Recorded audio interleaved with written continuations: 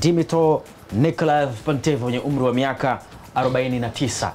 Taarifa mbalimbali kutoka kwa waandishi tofauti wa habari Afrika wakisema kwamba tayari amesinya kandarasi ya miaka 2 na atakuja na kocha msaidizi ambaye atakwenda kuungana na benchi la ufundi ambalo liko hivi sasa ndani ya klabu ya soka ya Simba.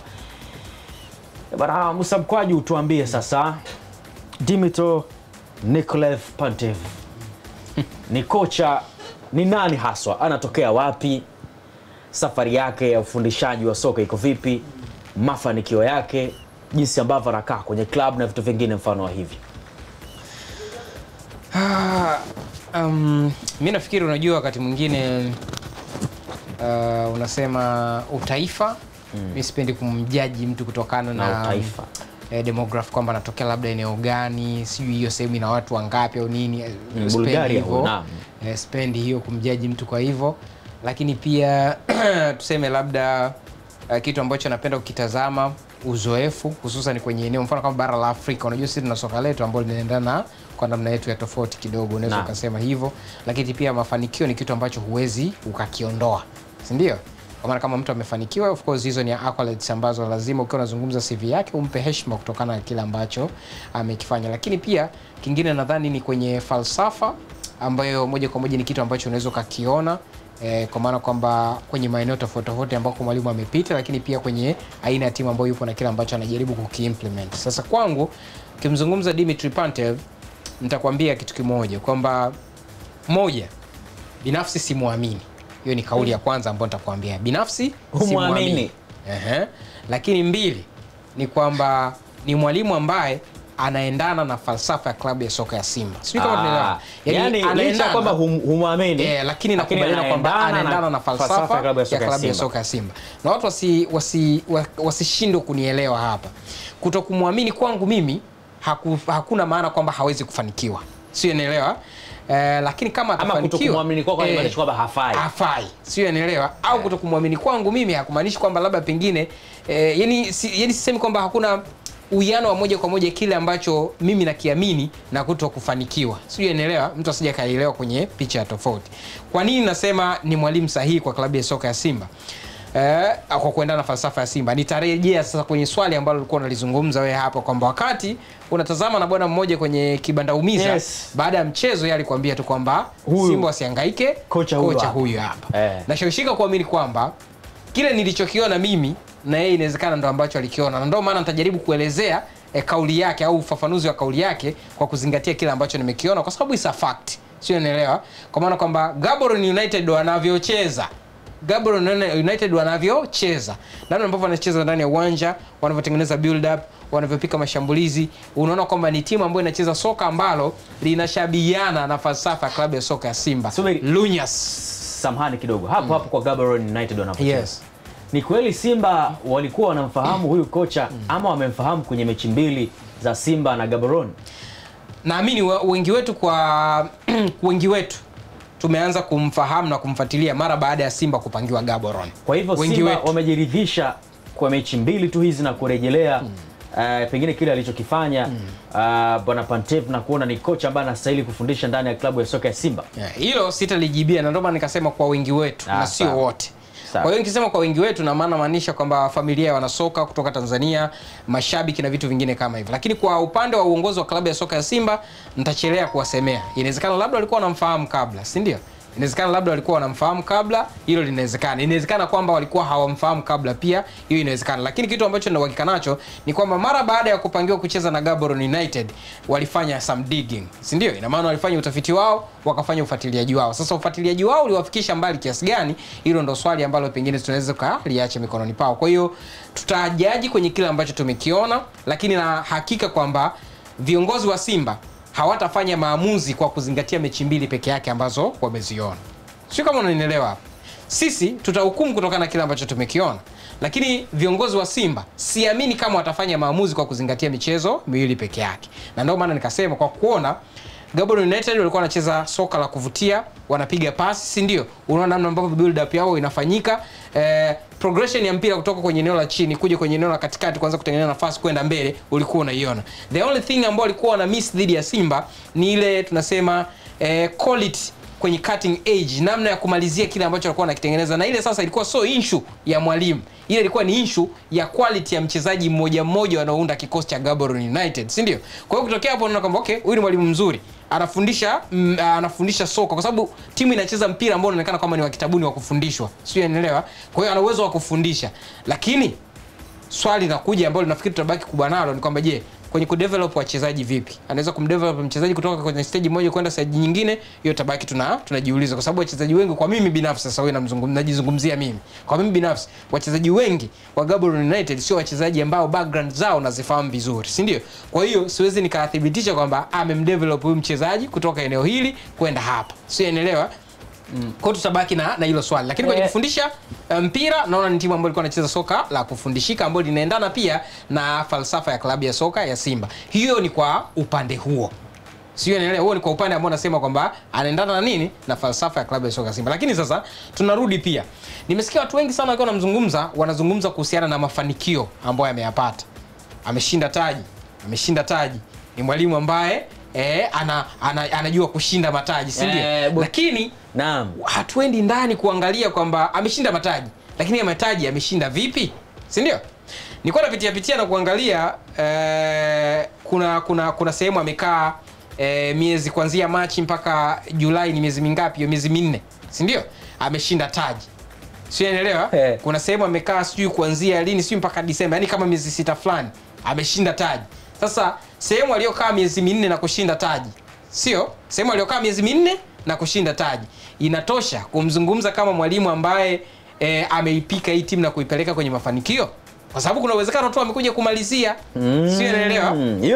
Hiyo ni fact nyingine hiyo, kwamba sehemu aliyokaa miezi 6 ama 4 na kushinda taji. Na nafikiri Gaborone ambao tunazungumza ameingia nadhani Machi, alafu ameondoka baada ya huu msimu. Sasa ndio tumekuja msimu mpya, yani kwa hiyo ukiangalia hapa ni span kama miezi 4 fulani hivi. Ina maana kwamba hii timu haikucheza ligi kwa miezi 4, sio, unaelewa? Kama walianza Julai kwa mfano, kuna Julai, Agosti, Septemba, Novemba, Disemba, Januari, Februari, March, April, Mei, si ndio? Miezi kama 11 hivi, lakini amekaa kwenye miezi 3 au 4. Ina maana miezi 7 kuna watu wengine ambao wamefanya kazi, sio, unaelewa? Who knows, inawezekana wakati anakuja timu ilikuwa na gap la alama 12 ikiwa inaongoza ligi, pengine ameenda kumaliza msimu akiwa na tofauti ya alama 10 au 8 au ngapi. Ina maana ile advantage iliyokuepo ametembea nayo vizuri, ameipatia timu taji. Lakini wakati wakimzungumza, wanamzungumza kama mtu aliyefanyaje, alishinda taji. So to mimi, kwangu mimi, sifa ya kusema huyu ni mwalimu wa kushinda mataji, kwangu mimi naomba kwamba tusisafiri nayo sana. Mashabiki na wapenzi wa klabu ya soka ya Simba wapunguze matarajio na hiyo profile. Ile sehemu ambayo nadhani kwamba inabidi tubaki nayo, timu inacheza soka la kufundishika na linaonekana. Ukiniambia kwamba labda kama ni muda mchache aliyokuwa nao, inawezekana pia soka lake, nitakupa mfano tu rahisi hapa jirani. Ukitoka Msimbazi ukienda Jangwani, kuna mtu pale na miezi sijui 2. Timu sasa hivi inacheza soka ambalo halijulikani. Tofauti na timu ana soka na timu ambayo ilikuwa inacheza wakati ya ajaje, si ndio? Kwa hiyo hata huyu kama alikuta timu inacheza vile, amefanikiwa kuimaintain iendelee kucheza hivyo, anastahili pongezi. Sawa. Musa, mimi naondoka tu na amezungumza mengi. Lakini kwenye build up yangu sasa mimi ya mazungumzo na wewe Ngoso Msigu, naanza pale alipoanza kuzungumza Musa kwamba mimi ni kocha mzuri lakini simuamini. Nadhani mimi sasa ni na wewe tuanze kuzungumzia hapo. Amezungumza mengi mazuri, lakini zuri zaidi niloliona mimi kwa Musa Mkwaju la kuanza nalo kwako wewe ni imani haba. Ana imani haba na kocha wa mataji. Mimi binafsi sina imani naye pia. Sina imani kwa sababu gani? Lazima tufahamu Simba ni klabu ya namna gani. Na wewe huna nini? Sina imani na kocha anayekuja. Kama ndio huyo anayehusisha na Simba, sina imani naye. Yani nini maana ya imani? Yani sina imani kwamba anaweza akawapatia kile ambacho Simba wanakihitaji kulingana na malengo yao. Sasa yani maono ya Simba hayaendani na kocha aliyokuja. Ni vitu viwili tofauti, vinakinzana. Kwanza lazima tufahamu klabu ya Simba ni klabu ya namna gani. Naam. Kwa sababu issue is not only issue sio kudisplay tu mpira. Klabu ya Simba ina malengo ya kufanya nini kimataifa. Na yeye ashawahi kufanya nini kimataifa. Akiwa na Urapa alipata nafasi ya kushiriki michuano ya kimataifa. Kwenye hizo hatua za awali aliondolewa na ASEC Mimosas. Takumbuka alifunga mabao 4-0. Shida ilikuwa ni yeye ama shida ilikuwa ni timu? Yes, yeye ndo alikuwa ni mwalimu. Maana yangu ni nini sasa? Hajawahi kucheza stage hata ya makundi au kufundisha timu ya makundi ya CAF Champions League wala Confederation Cup. Akiwa na club gani wakati huo? Akiwa na klabu hizo zote ambazo amepita. Ubora hizo club zinaakisi hicho ambacho unakizungumza wewe. Unajua wakati mwingine unaweza kumhukumu kocha na nini, lakini kile alichokuwa nacho. Yaani unaniambia mimi niende vitani. Sawa sawa, vita vya maji. Sawa sawa. Wenzangu wana bunduki, inabidi mimi niseme maji.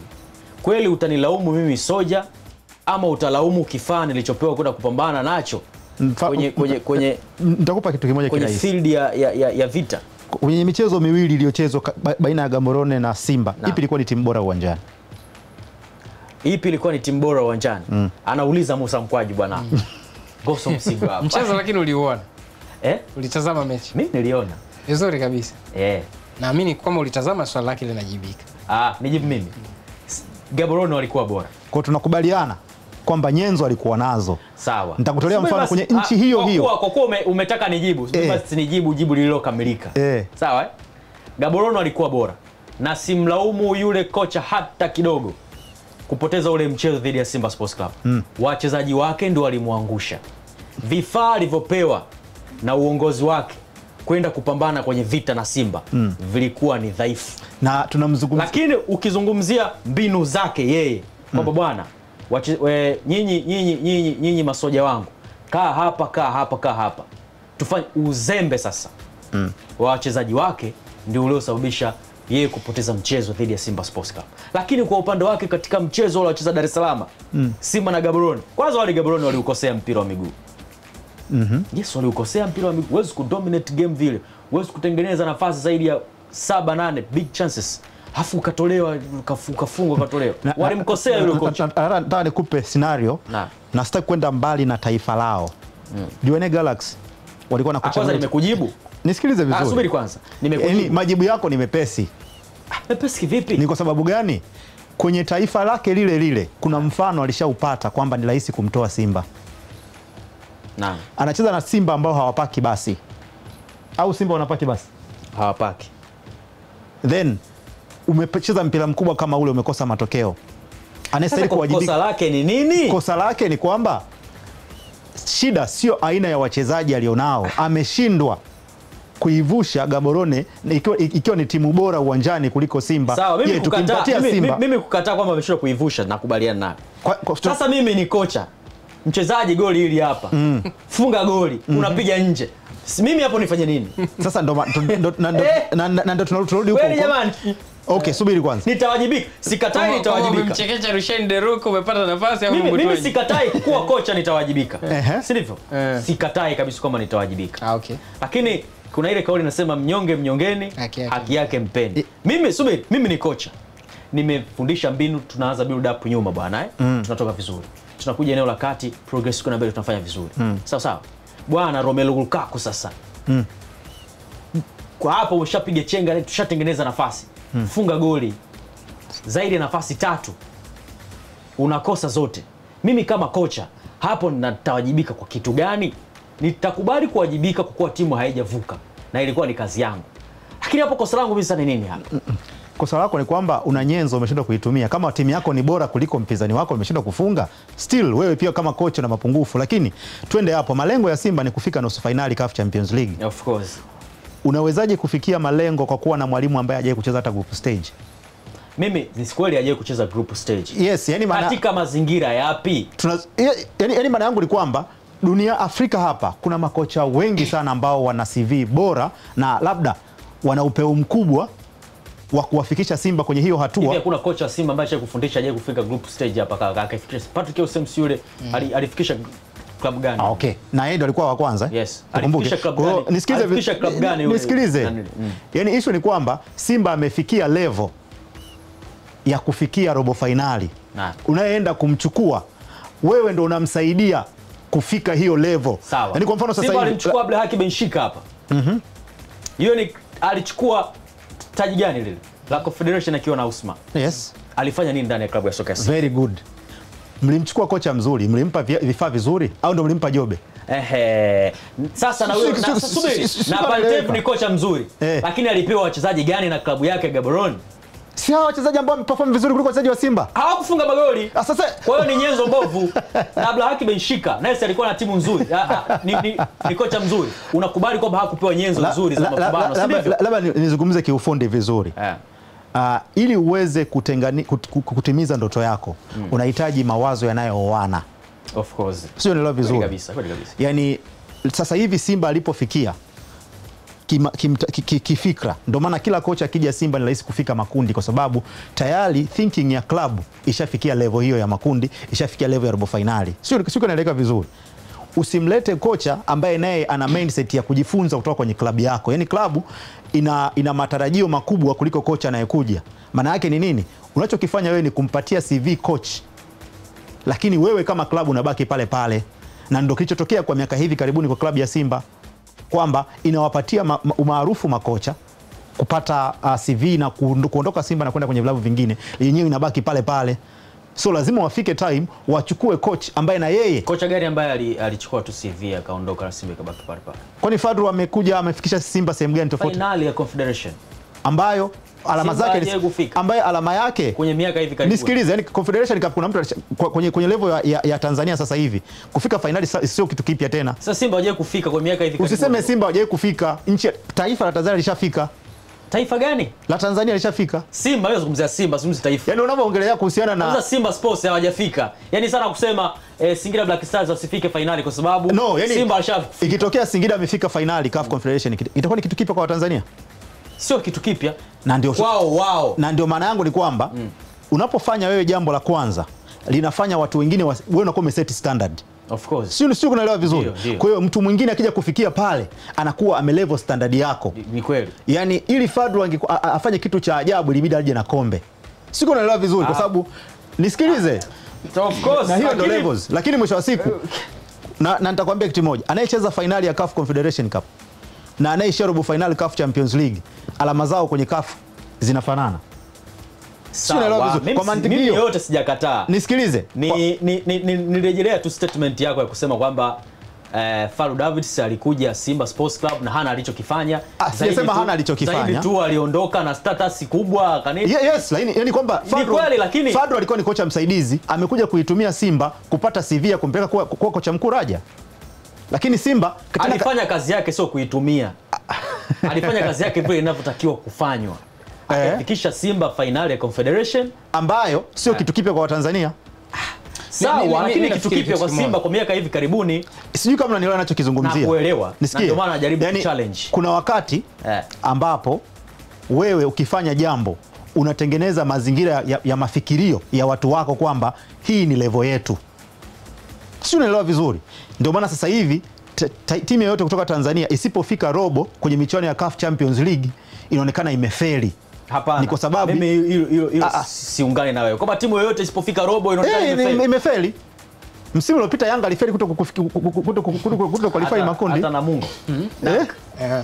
Karibu. Haya alikuwa ni maoni tu ya Ngosi Msimu, nikajaribu pia lakini kwa kumalizia ningependa ufahamu kitu kimoja kwamba Simba wawe makini. Wasije wakaishia kuwasaidia wageni kupandisha CV za wageni wakifikiri kwamba ni makocha wazuri, kumbe wao ndio wanawapatia wao sehemu ya kutokea, wao nabaki pale walipo. Mimi unajua, labda nadhani mwanzo nilizungumza kuhusiana na kukosa kwangu imani juu ya, lakini that doesn't qualify kusema kwamba labda kwamba sasa ni mwalimu ambaye hafai. Unajua, yani hiyo ni mimi. Unajua imani, tunasema misingi ya imani wakati mwingine ni ile kupokea pasi na kuhoji wakati mwingine. Sasa nyingine hauwi objective lakini unaamini. Unaambiwa bana hiki kiko hivi kwa misingi ya imani, mimi naamini, lakini sianzi kuhaji kwamba labda hiki imekwaje. Unanielewa? Yaani misingi ya imani ni kupokea kwanza pasi na kuhoji. Yaani kabla ya kuhoji kwanza kuna perspective ambayo uko nayo. Mimi naweza nikawa naamini kwamba Yes ni Majengo kwamba wewe ni mtu mwema. Yaani nikikutazama naamini huyu bana ni mtu mwema. Lakini pengine kumbe ningejipa muda wa kuchunguza matendo yako, labda ningejua kwamba wewe sio mtu mwema. Lakini kwa imani yangu mimi naamini kwamba wewe ni mtu mwema. Sasa imani is not a fact. Sio, unielewa? Ile ni kile ambacho mtu anakiamini. Yaani kinakuja from within, si ndio? Si kama unanielewa. Na hicho ndio kitu ambacho nilicho nacho kuhusiana na Dimitri Pantev. Kwangu siamini. Naam. Kwangu mimi siamini kwamba kama Dimitri Pantev ni mtu ambaye tunasema kwamba kwa upande mmoja ama nyingine kwamba ni mtu ambaye ana nipokee. Ana aura. Bwana, imani yako hauamini pengine kwamba Dimitri Pantev ni kocha ambaye anaweza kuwavusha Simba kuwapeleka hatua kubwa kama ambavyo anazungumza Ngoso Msigwa, ama tofauti na hivyo? Sio kama siamini kwamba hawezi kuwavusha. Yaani mimi binafsi simuamini. Simuamini kwa sababu watu wengi naona wanamzungumza kuhusiana na mafanikio. Mafanikio ambayo kwangu mimi nikijaribu kuyatazama naona kama si justification ya ubora wake. Yaani yale mafanikio ambayo yanatajwa yakihusanishwa na Pantev haya sio justification ya nini ya ubora wake. Hicho ndio kitu ambacho nilikuwa najaribu pia kukisema kwamba anaweza kuwa ni mwalimu mzuri, lakini Simba lazima kwamba wawe na makadirio, wawe na kiasi kwenye matarajio yao. Hiki wanachokiendea kinaweza kikawa ama kinaweza kisiwe. Wasitegemee kwamba kwa sababu aliwapa ubingwa Gaborone basi lazima atakuja kuipa ubingwa Simba, kwa sababu kuna mazingira ambayo aliwapatia ubingwa nini Gaborone. Kuna namna ambavyo aliwapatia ubingwa, kwa maana kwamba Kameruni ni kwamba kwa maana kwamba klabu ya Kameruni ambayo alikuwa anafundisha alivyowapatia ubingwa, kuna mazingira yake ambavyo aliwapatia ubingwa, sio kwamba ndio kile atakopi na kuja kupesti kwa klabu ya soka ya Simba. Sasa bwana Musa Mkwaju, nimekupata vizuri kabisa, na tusubirie basi kama Simba Sports Club wakimtambulisha tutakuja sasa na taswira ya ujumla wake. Hapo tulikuwa ni hizi ni tetesi tuna hapa hazijathibitishwa na nini. Na nikazie pia kitu kingine hapa. Sasa hii ni fact. Sio opinion. Hii sio opinion. Hii ni fact. Dimitri Pantev. Ukimchukua Dimitri Pantev, ukimchukua na Suleiman Matola, nadhani Matola anaweza akawa na uzito mkubwa zaidi kwenye michuano ya kimataifa kuliko Dimitri Pantev. Ukiamua kutumia ubora hewala, sio unaelewa, ukiamua kutumia uzoefu hewala. Hemrudia tena hiyo statement. Ukimchukua Dimitri Pantev, ukimchukua Dimitri Pantev, ukimchukua na Suleiman Matola, kwenye michuano ya kimataifa, Suleiman Matola ana uzito mkubwa kuliko Dimitri Pantev. Matola ana uzito mkubwa kuliko Dimitri Pantev. Sio kama tunaelewana vizuri. Nimerudia hili. Yaani hiyo kwa uzuri kabisa. Na nikasema ukiamua kutumia neno uzoefu naweka vema, ukiamua kutumia neno mafanikio naweka vema. Kwa Matola, kwamba Matola ana mafanikio makubwa, ana uzoefu mkubwa, ana kikubwa cha kujivunia kwenye michuano ya kimataifa kuliko Dimitri Pantev. Kwa hiyo ukiwaweka pamoja hivi, Dimitri Pantev ana vingi vya kujifunza kwa Suleiman Matola kuhusiana na michuano ya kimataifa kuliko Matola anachoweza kujifunza kwa Dimitri Pantev kwenye michuano ya kimataifa. That's a fact, whether you like it or not. Sio elewa, either unapenda ama upendi, huo ni ukweli, hiyo ni fact na inaweza ikawa proven. Kuna mechi ambazo Suleiman Matola ameongoza akiwa kwenye benchi michuano ya kimataifa, tumeona timu ikiwa inafanya nini, sio unaelewa. Kwenye misimu kwenye robo finali zote ambazo Simba ameshiriki hapa, Suleiman Matola yuko kwenye benchi. Kwenye finali ya kombe la shirikisho yuko benchi. Huo ni uzoefu. Lakini pia I'm pretty sure kuna baadhi ya michezo ambao mawazo yake yametumika, sio unaelewa, kwenye ile michezo ambayo alikuwa wanashinda. Sikuta kufika finali ya Confederation na mawazo Suleiman Matola. Inawezekana kwa sababu tumeona pia sasa hivi ana mechi mbili. Sasa hivi ana mechi mbili za ligi hapa, sio? Na ameshinda. Na sio tu ameshinda, amecheza vizuri kuliko alivyokuwepo Fadlu. Yaani Matola timu imecheza vizuri kwenye hizo mechi mbili msimu huu, zilianza kuliko ilivyoanza dhidi ya Fadlu. Yaani kwa kifupi ni kwamba mechi ambazo Matola amesimamia ya Simba ikicheza ndio timu iliyocheza mpira mzuri zaidi kuliko timu zote Tanzania.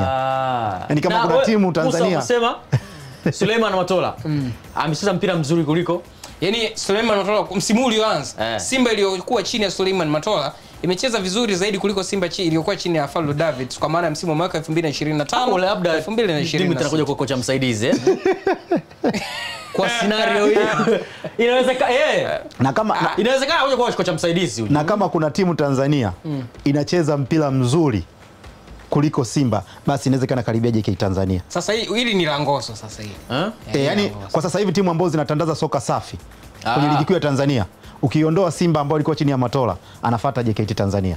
Hilo ni nani? Ndio msibu wa Ngoso hili. Sio, unanielewa? Nimekuelewa. Kwamba ikitoka Simba karibu ni JKT Tanzania.